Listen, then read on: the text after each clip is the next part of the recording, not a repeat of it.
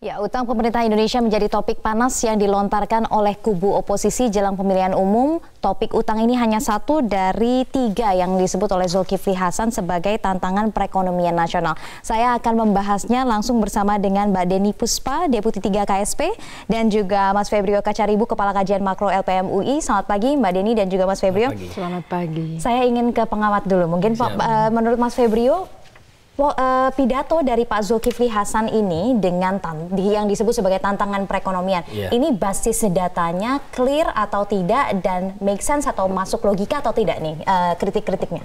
Datanya oke. Kita melihat data yang sama, tetapi sayangnya interpretasi data seringkali kita harus hati-hati. Dan kalau kita mau interpretasi data, kita harus jelas konteksnya, gitu ya. Nah, tampaknya kalau menurut saya pernyataan beliau konteksnya kurang benar. Contohnya yang mana nih? Karena memang misalnya contohnya kalau dibilang rasio hutang kita hampir mencapai 30%, ini tidak masuk akal. Sebenarnya sangat masuk akal justru. Karena kalau secara perbandingan posisi hutang Indonesia terhadap PDB-nya dibandingkan dengan negara-negara lain, kita tergolong sangat-sangat aman. Jadi memang ada kekhawatiran bahwa dalam beberapa tahun terakhir ini rasionya naik cukup cepat dibandingkan sebelumnya. Tapi ini memang terkait khususnya pada penambahan budget untuk pembangunan infrastruktur.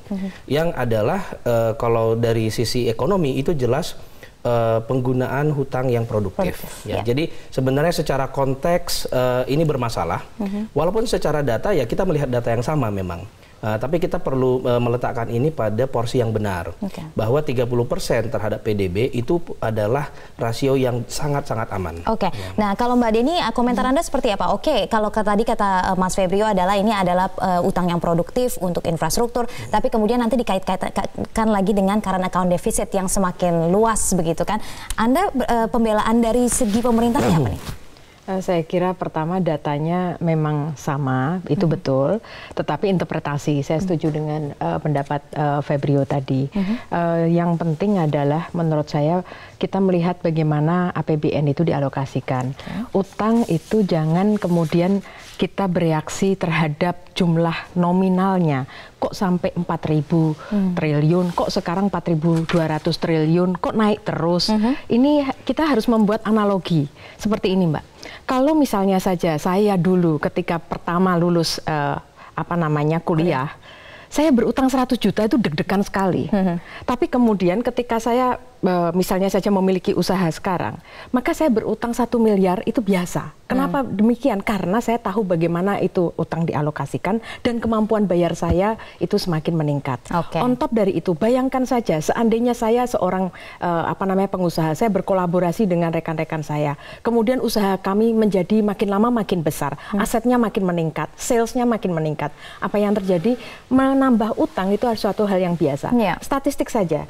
Sebuah perusahaan di Indonesia yang saya kira grup produsen makanan terbesar, utangnya tahun 2013 35 triliun, tahun 2018 41 triliun.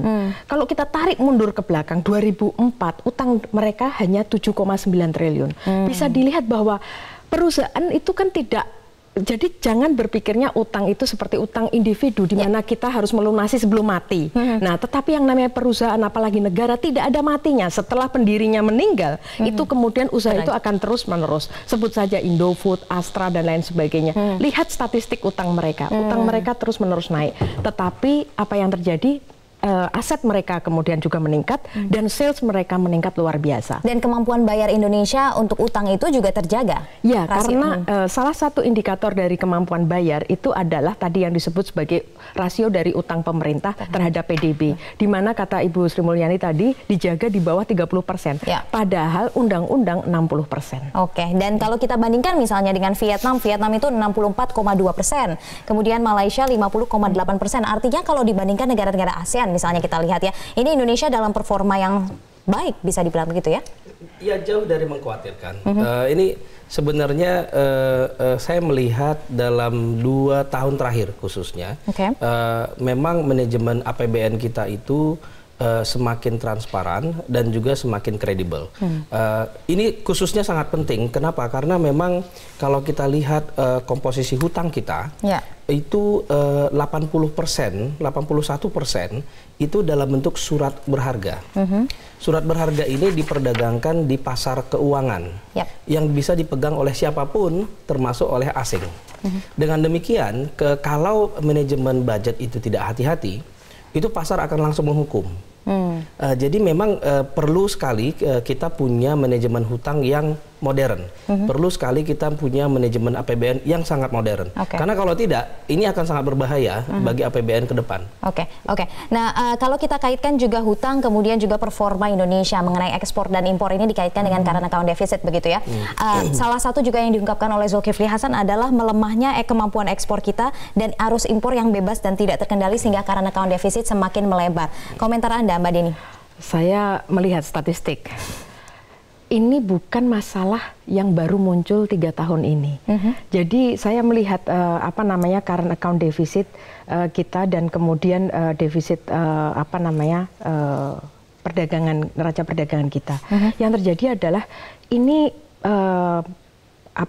kemampuan, kalau kita mengatakan kemampuan kita mengekspor barang dan jasa itu memang mulai menurun itu sejak tahun 2012.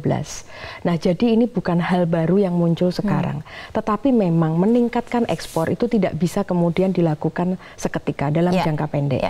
Yang kedua adalah bahwa defisit current account itu bisa kemudian ditutup dengan FDI, PMA.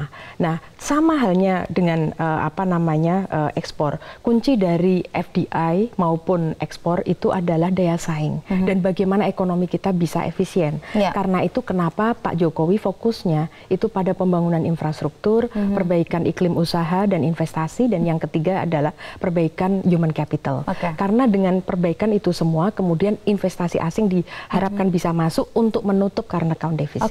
Tapi yang Anda katakan, Mbak Deni, itu adalah solusi jangka panjang, sementara melihat adanya tekanan global terhadap perekonomian ini cukup signifikan begitu ya, maka harus ada solusi jangka pendek juga. Kita akan bahas soal solusi jangka pendeknya setelah jeda berikut ini. Pemirsa, tetaplah bersama kami, Metro Pagi Prime Time segera kembali. Pemirsa, kami lanjutkan kembali dialog di pagi ini masih soal ekonomi, menjawab bagaimana komentar atau pidato dari Pak Zulkifli Hasan yang kemudian menyatakan bahwa perekonomian nasional ini masih penuh dengan tantangan. Nah, Mas Febrio, kalau kita bicara soal solusi jangka pendek untuk menutup atau mengurangi current account deficit begitu. Kalau ekspor impor tadi mungkin solusinya ekspor tadi, insentif ekspor lebih lama, jangka panjang. Kalau jangka pendek Anda lihatnya apa solusi gitunya? Nah, saya sedikit ceritakan dulu konteksnya, bahwa sekarang memang kita mengalami masalah di mana rupiah kita melemah dan salah satu penyebabnya, artinya semua mata uang negara berkembang itu melemah. Tapi kita melemahnya memang tidak paling buruk, tapi di tengah-tengah, sekitar kita sekarang di 7, sekian persen year to date gitu ya.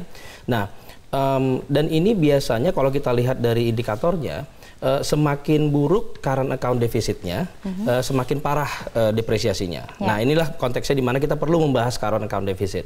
Current account deficit ini terdiri atas ekspor dikurang impor untuk barang dan jasa. Lalu, tapi ada satu komponen penting, yaitu kembalinya profit, kembalinya keuntungan dari orang asing yang investasi di Indonesia. Nah, itu belakangan ini sangat besar. Nah, karena memang dalam beberapa tahun sebelumnya terjadi capital inflow foreign direct investment itu sangat banyak mulai tahun 2011. Nah, khususnya mulai ketika terjadi quantitative easing di negara maju, maka banyak investor yang masuk ke Indonesia bangun pabrik dan sebagainya gitu ya. Jadi itu kemudian mereka menghasilkan keuntungan. Nah, keuntungan itu harus kembali ke mereka juga. Nah, sekarang disinilah perannya. Ekspor impor ini memang masih oke. Kita masih ada surplus di sana.